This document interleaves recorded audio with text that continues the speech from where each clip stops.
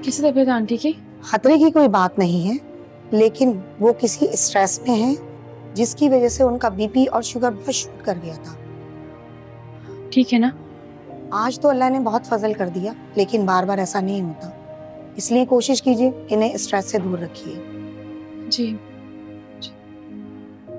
हमने उन्हें रूम में शिफ्ट कर दिया है, आप उनसे मिल सकती हैं। Thank you so much.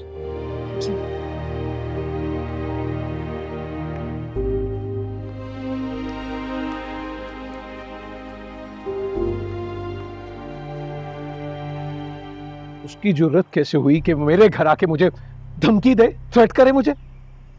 देखिए, एक बार मैं खामोश हो गया, बार बार बर्दाश्त नहीं करूंगा। करना क्या, आप उसको फौरी अरेस्ट करें, और अगर आप नहीं कर सकते तो मुझे बता दीजिए, मैं दोबारा डीआईजी साहब से बात कर लेता हूं। ओके, मैं वेट कर रहा हूं आपकी कॉल का। ये लड़का तो बिल्कुल पागल हो चुका है।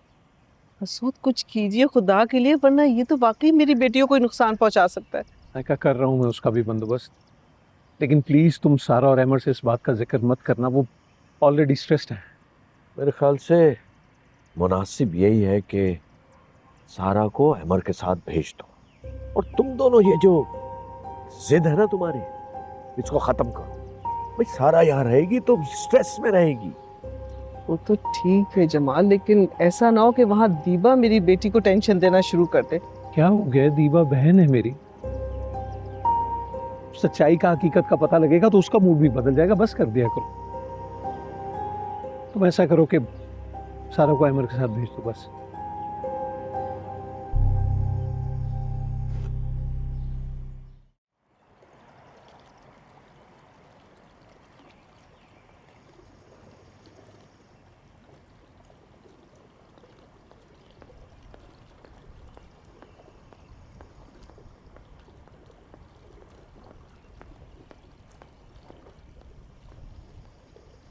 Aunty, nice to meet you. क्या मतलब है इस बात का? 50 काम कराते हैं, तनख्वाह एक की देते हैं। हमारे साथ भी यही मामला है, अपने काम से काम रखो। हाँ। आंटी,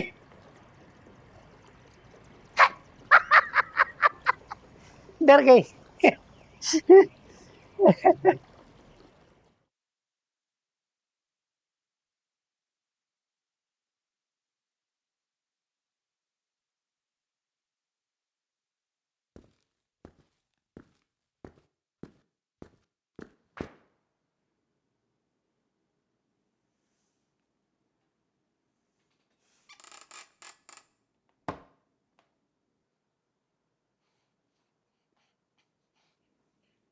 क्या रिपोर्ट है?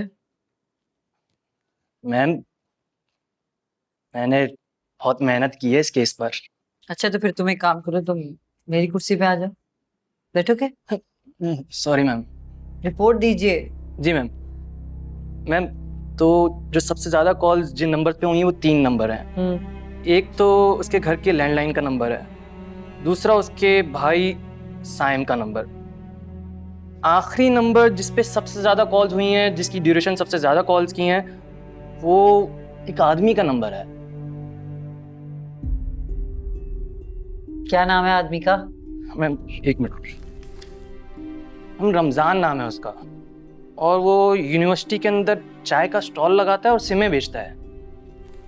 मैम, मुलजिमा के नंबर से तो सिर्फ एक ही कॉल आई है, और उसके बाद और उससे पहले का रिकॉर्ड हमारे पास नहीं है। तो कहाँ है रमजान? कब लेके आओगे उसको थाने?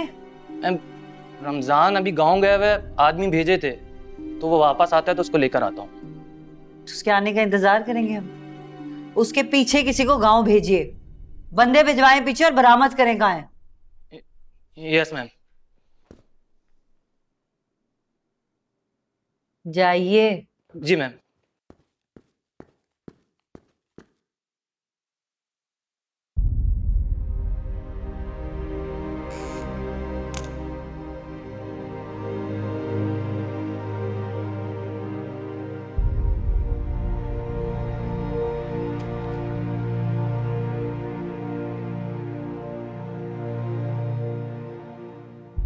हुआ क्या है, व्हाट शी से? इंजेक्शन दिया है, शी इज ब्लीडिंग।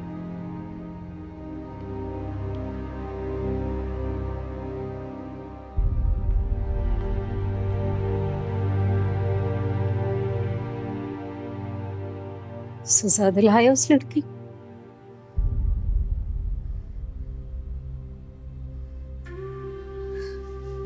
सजा हो गई ना उसे साईं। आपकी तबीयत अभी ठीक नहीं है, क्यों परेशान होती है? तबीयत तो मेरी अब कभी भी ठीक नहीं होगी, लेकिन अगर मेरे बेटे का खून रायगां चला गया तो मैं जिंदा नहीं रह सकूंगी। कानून का सहारा लिया है, कुछ वक्त तो लगेगा। जितना भी वक्त लग जाए, अपने भाई का बदला लेना है तुमने। उसकी मोहब्बत का कर्ज है तुम पर। वादा किया था तुमने उसकी मैयत पे, कसम खाई थी। तुम उसके कत्ल का बदला चुकाओगे। मैं जरूर चुकाऊंगा ना, पर अभी आप ठीक नहीं हो, आप इन बारे में मत सोचो। डॉक्टर ने कहा है 2-3 घंटे में आप यहाँ से डिस्चार्ज हो जाएगी। ये कौन?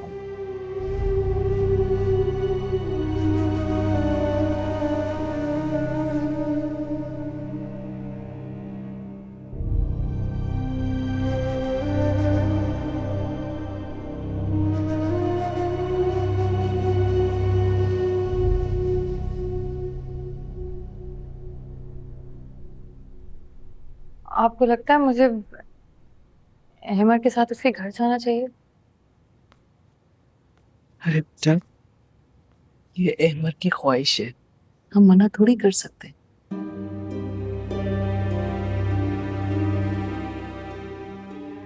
7 दिन के लिए तो छोड़ा है उन्होंने, दोबारा पकड़ कर ले जाएंगे मुझे। अरे नहीं बेटा, ऐसे थोड़ी कोई होता है। वो तो कोई मिसअंडरस्टैंडिंग हो गई थी, और फिर अहमद तुम्हारे साथ होगा, तुम्हारा ख्याल रखेगा। मत सोचो ऐसी बातें, कुछ नहीं होगा। बस मेरी जान, अब तुम अच्छे से तैयार हो। अहमद तुम्हारा इंतजार कर रहा है।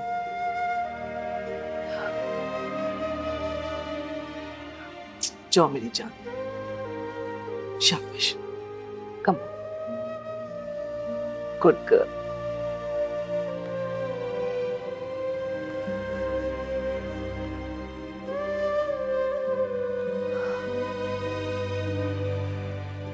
मम्मा परेशान मत हो।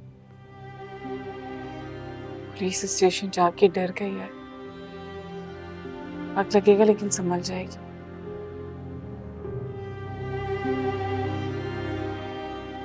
एक ही दिन में क्या से क्या हो गया। सारा ऐसी तो नहीं थी। मम्मा, दुनिया की किसी भी लड़की के साथ ऐसा कुछ भी होगा वो बदल ही जाएगी। और मुझे यकीन है कि अमर भाई का साथ सारा को संभाल लेगा। आप रिलैक्स हो जाइए। इंशाल्लाह। हमारा बेटा, तुम ऐसा करो, सारा के पास जाओ, उसे अच्छे से तैयार करो, कम से कम दुल्हन तो लगे वो। जाओ मेरा बच्चा, प्लीज। आप फिक्र मत करें। Thank you.